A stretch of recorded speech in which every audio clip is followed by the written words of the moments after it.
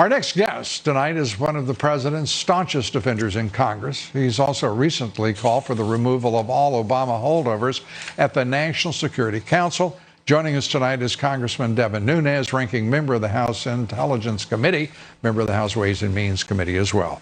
Congressman, great to have you with us. And great to be on with you, Lou. Thank you so much for everything you've done. Well, I appreciate it.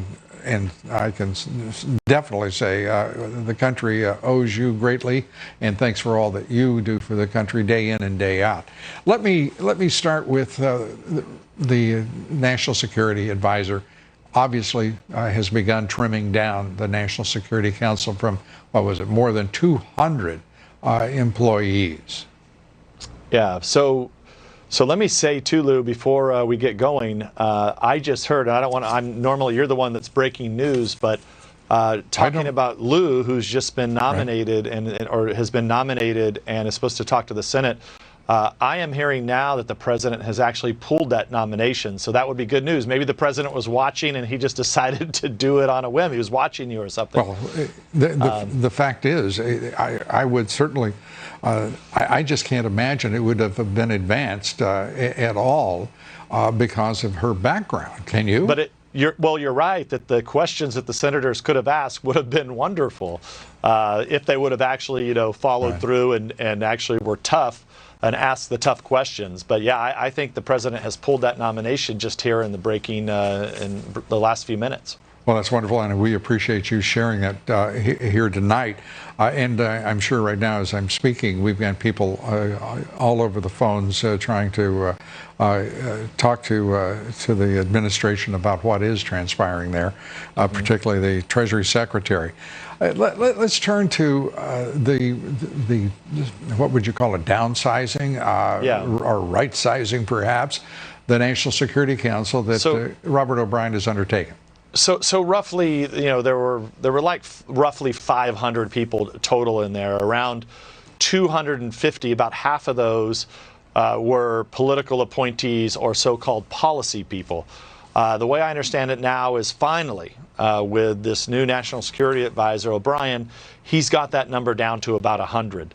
And I think that's a good sign. But I also think he needs to look at the other people that were there, that are kind of the permanent bureaucracy that are there. Because, look, there's just been way too many leaks. And one of the things that I've been saying is, until you stop the leaks, you just got to get those people as far away from the White House as possible. Just move them out. I'm not saying you got to fire them, but just get them the heck away from the president, because that place leaks like a sieve. And I mean, look, massive leaks. I mean, the leak of, and I'm not saying it came from there. I don't have any evidence that it came from the National Security Council. But look. Well, I should say, if I may interrupt you, Congressman, that many people say that the primary source of all of the leaks in this administration for the past 3 years has originated in the National Security Council.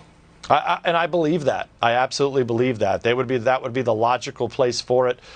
We knew there were a bunch of Obama holdovers in there. I mean, you know the story about how people that were on that team then end up on the House Democrats, Adam Schiff's committee, that end up being part of this impeachment hoax. So there's a whole lot there that we really need to get to the bottom of, and that's why I've said, look, just get them out, quarantine them, because it's putting this presidency in danger. And I think the president now understands that. And I was hoping that John Bolton would have cleaned house. He didn't, but now that O'Brien is, I think it's going to be a big improvement. Absolutely. Let's turn to the Attorney General for just a moment, because he is making some important statements, as he often does, but acknowledging that the Justice Department has created an intake process for Rudy Giuliani's information on the Ukrainian relationships with the Bidens and the charges there. He says also that he is doing precisely the same thing, offering it up to anyone who has information to come forward. Your thoughts about the Attorney General and what he is doing? Well, first and foremost, this is not news. Okay, the mainstream media is trying to make a big deal about this because they have never wanted to investigate this. Right. But what is the truth? The truth is the Department of Justice just by its name. It's the Department of Justice. In order to have justice, you have to make sure the people who are citizens of this country have a way to come forward and bring the Department of Justice information. Okay, so this is not a big deal. Now, remember, this is information that we've been looking for, House Republicans have been looking for a long time.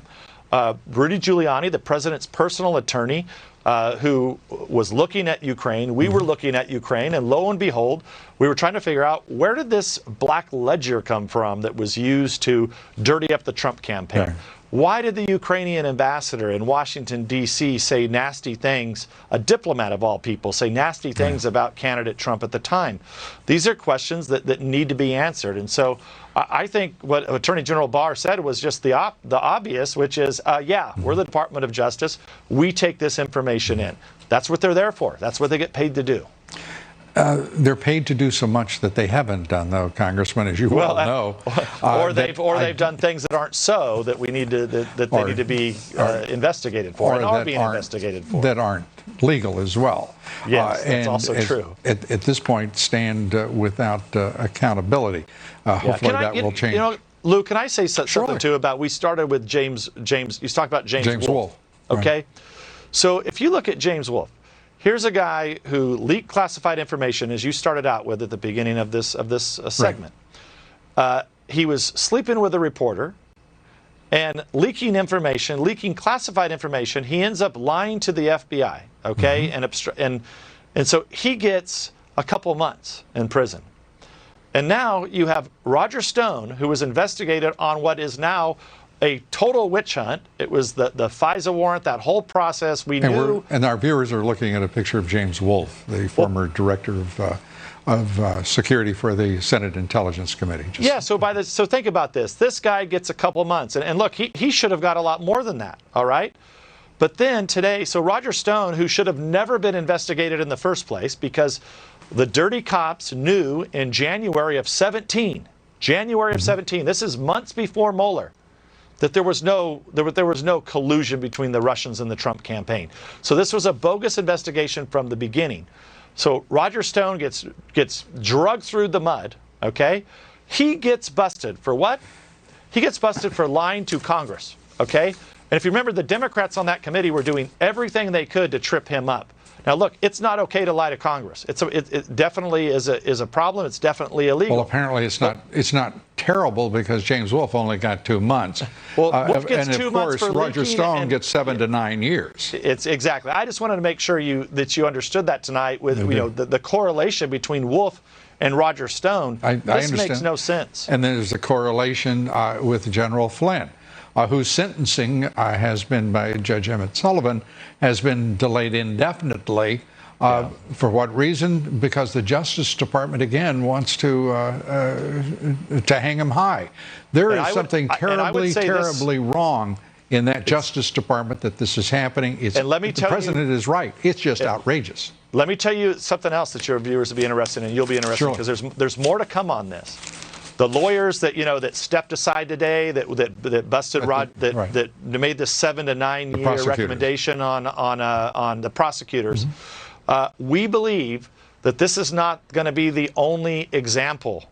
We think there's other examples of things that they did during the Mueller investigation that I think you and your listeners and the American people will be very interested to learn in the coming weeks as we start to unpeel the onion of what the Mueller team was really doing. Because I always say this, when Mueller was appointed, we have to ask ourselves, he walks in the door the first day and said, okay, show me all the evidence you got on the Russians. They're like, Bob, sorry, we don't have any Russians here. We don't have any evidence. Yeah. So what the hell did they do for 2 years? They set up an obstruction of justice trap, and they went out after a whole bunch of people that now got sentenced. Some already served their time, and I think all of this has to come into question now at this point. Good for you, Congressman, and I couldn't agree with you more. And I hope that you will be with us throughout the next few weeks as this does, as you say, unfold. Thank you, Lou. And again, thanks for all you've done and continue to do. Thank you. Devin Nunes.